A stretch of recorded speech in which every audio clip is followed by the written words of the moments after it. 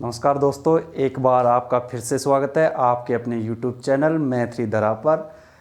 आज फिर से हम जो हमारा जो लेटेस्ट टॉपिक है वो है हमारा आज गुणनखंड यानी फैक्टर्स। तो इससे पहले जो हमारा टॉपिक था वो था हमारा डिविजिबिलिटी रूल्स, यानी हमने सीखा था कि विभाजकता के नियम जो होते हैं उनकी सहायता से कैसे पता लगाया जा सकता है कि कोई संख्या किसी संख्या से भाज्य है या नहीं है। तो वो हमने आसानी से समझ लिए थे। अब उनका जो उपयोग करके हम किसी भी संख्या के गुणनखंडों का हम पता लगाते हैं। सबसे पहले आपको पता होना चाहिए गुणनखंड होते क्या है। तो देखो नाम लिख रहा है जैसे गुणनखंड। गुणन का मतलब क्या होता है? गुणा। गुणन का मतलब क्या होता है? गुणा। खंड के मतलब क्या होते हैं? टुकड़े। खंड का मतलब होता है टुकड़े, यानी कोई भी संख्या एनी नंबर्स किसी भी संख्या के गुणा के रूप में टुकड़े ही गुणनखंड कहलाते हैं। फॉर एग्जांपल जैसे ये संख्या है 8। अब 8 के देखो टुकड़े हो गए 4 गुणा 2। तो ये क्या है? इसके गुणनखंड क्या है? एक तो 4 है, ये क्या है? 2 है। हो सकता है मे भी, क्यों नहीं हो सकता? क्योंकि इसके गुणनखंड कितने हैं? 4 गुणा 2। दूसरा है इसके गुणनखंड जैसे 2 गुणा 2 गुणा 2। अभी भी देख लिया आपने कि इसके गुणनखंड क्या है? 2 2 और 2। तो इस तरीके से हम किसी भी संख्या के कोई भी जो नंबर्स दिया हो हमको, तो उसके हम क्या ज्ञात कर सकते हैं? गुणनखंड। गुणनखंड का जो उपयोग है गणित में, जो अपनी मैथ्स होती है उसमें बहुतायती है, बहुत ज़्यादा है गुणनखंड का। क्योंकि जब तक हमको गुणनखंड पता नहीं होगा तब तक हम पता नहीं लगा सकते कि कोई संख्या भाज्य है या नहीं है, भाज्य है या अभाज्य है। फिर इसी का उपयोग करके हम, जब तक हमको ये पता नहीं होगा गुणनखंड नहीं है, तब तक हम HCF और LCM ज्ञात नहीं कर सकते। और आपको पता होगा कि पूरी की पूरी जो मैथमेटिक्स है उसमें HCF और LCM का उपयोग बहुतायत है। तो हम स्टार्ट करते हैं बिना किसी देरी के। तो हमारा जो टॉपिक है उस पर डिस्कस करते हैं हम कि जो गुणनखंड है वो कैसे ज्ञात करते हैं किसी भी संख्या के। आपको पता लग गया कि गुणनखंड का मतलब क्या होता है? गुणा के रूप में किसी के भी टुकड़े, गुणा के रूप में किसी के भी टुकड़े। अब जैसे एक कोई संख्या है, कोई भी संख्या है, जैसे अपने फॉर एग्जांपल अपने लिख दिया 15। तो याद रखना इसको 15 को क्या लिखा जा सकता है? 1 गुणा 15। 1 गुणा 15। अब इसका मतलब क्या हुआ कि कोई भी ऐसी संख्या हो उसका एक गुणनखंड तो 1 और 1 खुद क्या होती है? संख्या, स्वयं संख्या। ये तो हमेशा होता है। क्या क्या होता है हमेशा? एक तो 1 और 1 संख्या, यानी कोई भी संख्या है उसके 2 गुणनखंड तो हमेशा होते हैं, एक तो खुद संख्या और एक 1। ठीक है। अब इसके अलावा जो भी गुणनखंड है उनके ऊपर डिस्कस करेंगे। जैसे अपने 15 ही लिख दिया। अब आपको पता हो, आपको बोला जाए कि 15 के गुणनखंड ज्ञात कीजिए। अब हमको पता होना चाहिए कि 15 के गुणनखंड कैसे ज्ञात करेंगे। तो 15 के गुणनखंड के लिए हम सबसे पहले जो गुणनखंड है उसका पता लगाने के लिए हम देखते हैं कि क्या ये संख्या डिविजिबिलिटी के जो रूल्स है उसके अकॉर्डिंग, या उनको चेक करके हम बताएंगे कि क्या ये संख्या 2 से डिविजिबल है या नहीं है। हमको पता है 1 से तो डिविजिबल है ही। तो अब क्या देखते हैं अपन 2। अब बताओ, आप ये देखकर बताओ कि क्या इसमें 2 का डिविजिबिलिटी रूल्स है ना वो सेटिस्फाई है या नहीं है। इट इज सेटिस्फाई और नॉट सेटिस्फाई। तो हमने देखा 2 का जो डिविजिबिलिटी रूल्स क्या था हमारा, इकाई का अंक पकड़ो और इकाई के अंक में पकड़ने के बाद में अगर इकाई का अंक हमारा 2 से डिविजिबल है तो संख्या डिविजिबल होगी। अब हमने देखा क्या ये 2 से डिविजिबल है इकाई का अंक? तो आप बोलोगे नहीं सर, नहीं है। और बात सही है, क्योंकि 5 है तो 5 हमारा 2 से डिविजिबल नहीं है। तो हमने देखा कि 2 से तो डिविजिबल नहीं है ये, यानी 2 का भाग नहीं जाएगा। तो अब हम 2 से अगला जो नेक्स्ट नंबर है वो चेक करते हैं। 2 से अगला नेक्स्ट नंबर कौन सा? 3। अब हम देखेंगे 3 का भाग जाएगा या नहीं जाएगा। 3 के भाग के लिए हम वही चेक करते हैं कि डिविजिबिलिटी रूल्स। तो 3 का डिविजिबिलिटी रूल्स क्या था? संख्याओं को जोड़ दो और यदि योग में 3 का भाग चला जाए तो संख्या में भी जाएगा। इसका मतलब इसमें भाग चला गया तो इसका मतलब अब संख्या में भी जाएगा। आपको पता होना चाहिए। तो संख्या में देखो 3 का भाग दिया, इसमें कितनी बार गया? 15 में कितनी बार? 5 बार। आप बता सकते हो। अब जैसे ही हमने 5 आया, हमारा जो ये 3 का भाग दिया, अब हमारे आ गया 5। अब वापस वहीं से चेक करते हैं क्या 3 का भाग जाएगा 5 में। तो हमने देखा कि 3 में 5 का भाग, 5 में 3 का भाग नहीं जाता। तो 3 से बड़ा हमेशा 1 बाय 1 स्टेप्स चलते हैं। 3 से बड़ा कौन सा? 4। अब हमको देख के ही पता लग रहा है कि ये संख्या कौन सी है? विषम है। तो विषम है तो 4 में जाएगा क्या? 4 का भाग जाएगा क्या? नहीं जाएगा। तो 5 का, हमने देखा 5 का, तो स्वयं संख्या में स्वयं का तो भाग जाता है। 5 का भाग कितनी बार गया? 1 बार। तो अब इसके जो गुणनखंड हो गए वो क्या हो गए हमारे? 15 को क्या लिख सकते हैं? 15 को लिख सकते हैं अपन 3 मल्टीप्लाई बाई 5। क्या लिख सकते हैं? 3 मल्टीप्लाई 5, यानी 3 गुणा 5, और हमारा आ भी रहा है 3 गुणा 5, यानी 3 पंजे 15। तो हमसे पूछा जाए कि 15 के जो गुणनखंड है वो क्या क्या है, तो हम कह सकते हैं कि 15 के गुणनखंड क्या है? एक तो 3 है और एक 5 है, और स्वयं संख्या बाई सेल्फ, और 1 तो होता ही है सभी का। अब जैसे फिर एक और एग्जांपल देख लेते हैं हम। जैसे एक एग्जांपल ले लिया हमने 64। क्या एग्जांपल ले लिया? 64। बिल्कुल हो सकता है 64 में हमने देखा, वही चेक किया, तो हमने इकाई का अंक देखा। इकाई का अंक हमारा कितना है? 4। तो इसका मतलब 2 का भाग जाएगा। ठीक है, जाएगा तो दे देते हैं। 2 का भाग कितनी बार गया? तो इसमें गया 3 बार, फिर अगला 32 बार गया। ठीक है, फिर 32 में इकाई का अंक क्या है हमारा? 2। तो इसका मतलब फिर जाएगा कितनी बार? वही 2 का भाग। 3 में कितनी बार? 1 बार, बचा कैरी फॉरवर्ड 1। 12 में कितनी बार? 6 बार, 16 बार। अब 16 में फिर देखा हमने 16 में क्या जाएगा या नहीं जाएगा। तो हमने देखा 16 में कितनी टाइम्स? 8 टाइम्स। 8 में 4 टाइम्स, 4 में 2 टाइम्स, एंड लास्ट 2 में 1 टाइम। जब तक 1 नहीं आए तब तक हमको भाग देते रहना चाहिए। तो अब हम कहें कि 64 के जो गुणनखंड है वो क्या है?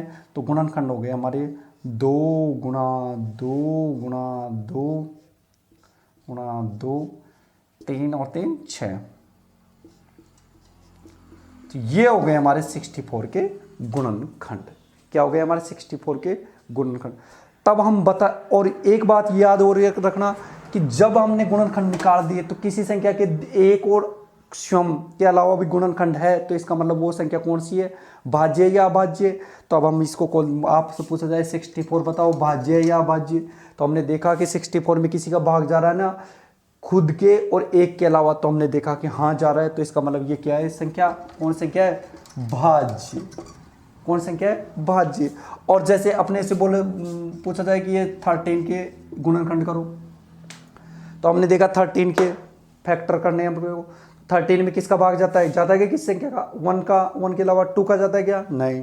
3 के लिए हमने चेक किया, 3 का भी 3 और 1 कितना हो गया? 4 में नहीं जाता तो नहीं जाता। फिर 3 के बाद में किसका चेक करेंगे? 5 का भी नहीं जाता, 7 का भी नहीं जाता। तो इसका मतलब इसमें किसी भी संख्या का नहीं जाता। तो इसका मतलब ये कौन सी संख्या है अपनी? कौन सी संख्या है? अभाज्य नंबर संख्या, यानी कौन सा नंबर है? Prime number. प्राइम नंबर कौन सा नंबर है? Prime number. तो इस तरीके से हम इसका उपयोग करके जो गुणनखंड का, तो हम क्या क्या बता सकते हैं? इसका मतलब हम बता सकते हैं कि कौन सी संख्या भाज्य है और कौन सी संख्या अभाज्य। यानी भाज्य और अभाज्य के उपयोग बताने के लिए भी हमको किसका पता होना चाहिए? गुणनखंड का। तो हम गुणनखंड ज्ञात करके इजी वे में किसी भी संख्या को बता सकते हैं कि ये भाज्य है या अभाज्य है। अब देखो एक आता है अपने को, ये अपने को 2 या 3 कोई सी भी नंबर्स दे दी जाती है और उसके बारे में पूछा जाता है हमसे कि क्या इनका सार गुणनखंड क्या होगा, और बताइए क्या इनका सार गुणनखंड क्या होगा। यानी सार्वगुणनखंड। सार्वगुणनखंड इंग्लिश में बोलते हैं इसको कॉमन फैक्टर।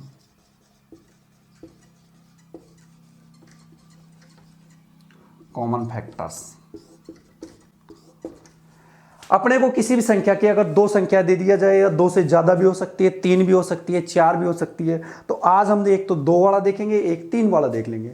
अपने को कोई भी 2 संख्या दे दी जाए और उनसे पूछा जाए, हमसे पूछा जाए कि क्या इनमें कॉमन फैक्टर है या नहीं है तो आपको बताना है, और नहीं है तो आपको नहीं बताना है। ठीक है ना?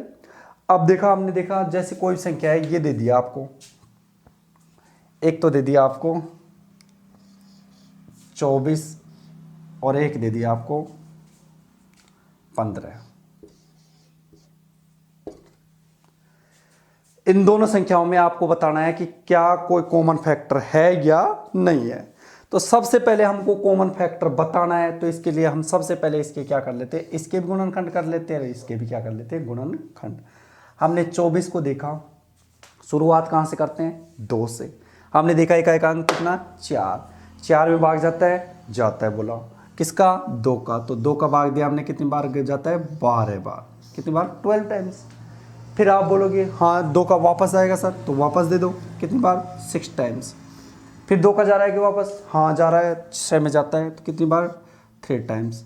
फिर 2 का, अब 3 में जाता है कि 2 का भाग नहीं जाता, तो कितनी टाइम्स किसका जाएगा, 3 का। कितनी बार, 1 बार। तो इसके जो गुणनखंड हुए वो 24 के क्या क्या हुए, तो 24 के गुणनखंड हो गए हमारे 2 × 2 × 2 × 3। ये तो किसके हो गए, 24 के।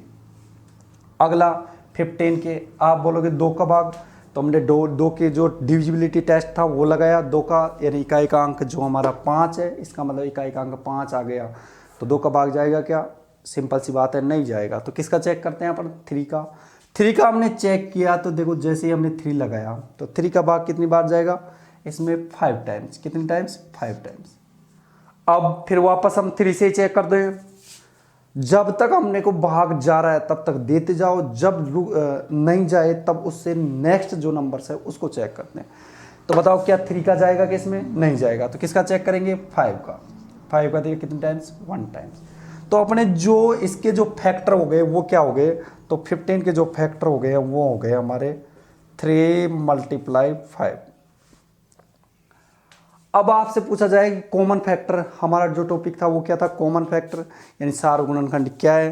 तो हमने देखा सार्वगुणनखंड, तो हमने लिखा सार्वगुणनखंड। सार्वगुणनखंड का मतलब जो दोनों में होना चाहिए। तो आपने देखा 2 इसमें है लेकिन इसमें है क्या, नहीं। इसमें है लेकिन इसमें है क्या, नहीं। इसमें है लेकिन इसमें है क्या, नहीं। तो क्या है सार्वगुणनखंड, ये 3 इसमें भी है इसमें भी है, इसलिए इसका सार्वगुणनखंड क्या हो गया, 3। क्या हो गया, 3 सार्वगुणनखंड। उसके बाद में 5 देखा इसमें है लेकिन इसमें नहीं है। तो इस तरीके से हम क्या ज्ञात कर सकते हैं, सार्वगुणनखंड। क्या ज्ञात कर सकते हैं, सार्वगुणनखंड। चलो अब देखो ये तो थी हमारी 2 संख्याओं के, 2 नंबर्स के। अब एक एग्जांपल वो देख लेते हैं हम 3 नंबर्स वाला। तो हमने को 3 नंबर्स का पता होना चाहिए। जैसे कोई भी संख्या आ गई 16, ये हो गए 15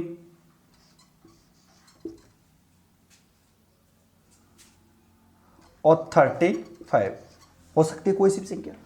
अपने को पूछा जाए कि इनका बताओ आप कि इनका जो कॉमन फैक्टर है वो क्या है। और ये एग्जाम में अक्सर आता रहता है, 3 का आ जाएगा, 4 का आ जाएगा। अब आप 3, 4, 5 का कोई सी भी याद कर सकते हो, लेकिन अपने को देख लेते हैं 3 का कैसे याद करते हैं। तो सबसे पहले इसका क्या कर दो, अपने फैक्टर कर दो। वही काम फैक्टर किया हमने। तो देखो फैक्टर अपने को देखा, इकाई का अंक क्या है, 0। इसका मतलब 2 का भाग जाएगा क्या, यस। आप बोलोगे यस, वेरी गुड। किसका जाएगा कितनी बार, 13 टाइम्स, 30 टाइम्स। फिर आप बोलोगे वापस 2 का जाएगा क्या, हाँ 0 है, जाएगा कितनी टाइम्स, 2 का भाग दिया 3 में 1 बार, 15 टाइम्स। अब आप फिर बोलोगे 2 का जाएगा क्या, तो आपने जैसे ही 2 का देखा तो इकाई का अंक क्या आ गया, 5। यानी यूनिट जो प्लेस है यानी है ना, वो कितना है, 55 है। तो इसका मतलब 2 का तो नहीं जाएगा, तो किसका जाएगा, 3 का चेक करें। 3, 5 और 1 6, तो इसका मतलब 3 का जाएगा। तो 3 का चेक किया हमने, 3 का कितनी बार जाएगा, 5 टाइम्स, और 5 का 1 टाइम्स। यानी जो हमारा जो 60 था उसके जो फैक्टर हो गए वो क्या हो गए हमारा, 2 × 2 × 3 × 5। ओके। अब इसी तरीके से अपने किसके कर देंगे, 15 के। आपने देखा 15 में 2 से डिवाइड है क्या, 9। 3 से डिवाइड है क्या, यस, क्योंकि आपने यहाँ चेक किया था कितने times, 5 times. How many times, 5 times. 5 में 5 1 टाइम्स। तो जो 15 के जो फैक्टर्स हुए वो क्या हो गए, 3 × 5। ओके। नेक्स्ट 35। 35 में अपन चेक करते हैं कितने, 5 का वही डिवाइड देते हैं 5 से कितने टाइम्स। देखो इसमें आप 2 से डिवाइड करोगे, शुरुआत हमको 2 से ही करनी है, चाहे अपने का जाता हो चाहे नहीं जाता हो, अपने को देखना है 2 का जाएगा क्या, 9।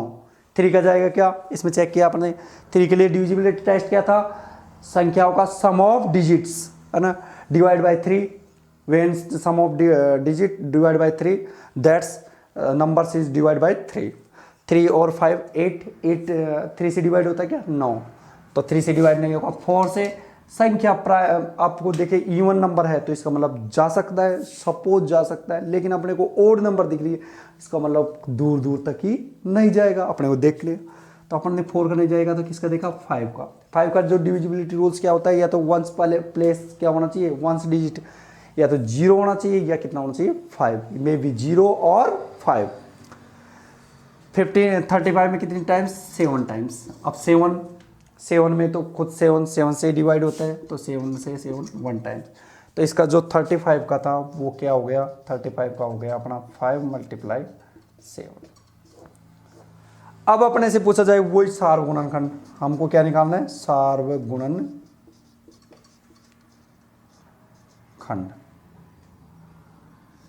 सार्वगुणनखंड।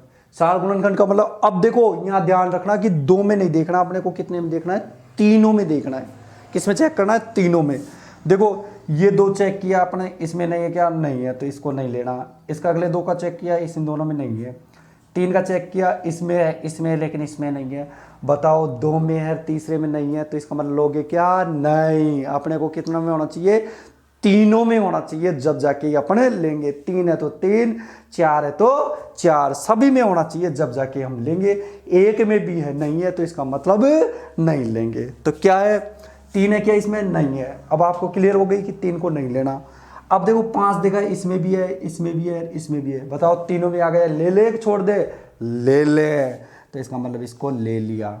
नेक्स्ट देखा हमने कितना है 7 है, वो इसमें है इसमें नहीं है और इसमें नहीं है, तो इसका जो कॉमन फैक्टर था वो कितना हो गया हमारा 5, कितना आ गया हमारा 5। इस तरीके से हम 2 संख्याएं 3 संख्याएं 4 संख्याएं 5 संख्याएं कोई सी भी संख्या हो उनका हम क्या निकाल सकते हैं कॉमन फैक्टर आसानी से निकाल सकते हैं। तो अपने को कॉमन फैक्टर निकाल लेना है किसी भी संख्या को, ये ट्राई करना है ज़्यादा से ज़्यादा 2 की संख्याओं की 3 संख्याओं की 4 संख्याओं की आराम से कॉमन फैक्टर को अपने को ट्राई करना है। और फैक्टर हमारे बता रहा हूँ ना फैक्टर मैथमेटिक्स में बहुत ज़रूरी है, इसलिए आप फैक्टर्स कोई भी संख्या है उनके फैक्टर्स, और आप अगर आप प्रैक्टिस करना चाहो और सबसे बेस्ट रहेगा तो क्या है आप 1 से लेकर के 100 तक की जितनी भी संख्याएं हैं, कहाँ से लेकर 1 से लेकर 100 तक की संख्याएं, 1 से 100 तक की जितनी भी संख्याएं हैं उनके सभी के फैक्टर आपको निकालना लेना चाहिए, एक बार निकाल लेना चाहिए। उससे क्या हो जाएगा आपका रिवाइज हो जाएगा और फिर आपको कोई भी किसी तरीके की कोई समस्या नहीं आएगी। तो आशा करता हूँ आपको अच्छा लगा होगा, अच्छा लगा हो तो चैनल को लाइक करें, सब्सक्राइब करें और वीडियो को शेयर करें और जुड़े रहिए। जो हमारा जो नेक्स्ट का जो टॉपिक होगा उसमें अपन डिस्कस करेंगे संख्याओं के HCF और LCM, यानी HCF निकालना और LCM निकालना। लेकिन वो टॉपिक आपके जब ही समझ में आएगा जब आपको क्या होना चाहिए गुणनखंड। तो इसी के साथ आपसे इजाज़त लेते हैं। Thank you very much.